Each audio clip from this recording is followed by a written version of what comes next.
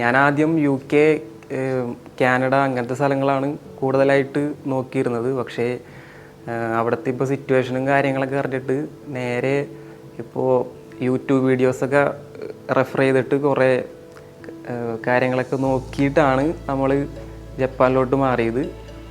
അപ്പോൾ JLA വഴിയാണ് കൂടുതൽ സർവീസും കാര്യങ്ങളൊക്കെ നമുക്ക് സെറ്റ് ചെയ്ത് തന്നത്. പിന്നെ പ്രത്യേകിച്ച് എടുത്തു പറയാനുള്ള കാര്യം എന്ന് പറഞ്ഞാൽ ഇവിടെ ബാൽസെൻസയുടെ ക്ലാസ്സാണ്. അതാണെങ്കിൽ വളരെ നമുക്ക് കൺവീനിയൻസ് ആയിട്ട് അടിപൊളിയായിട്ട് തന്നെ സെൻസൈ ചെയ്തു തന്നിട്ടുണ്ട്.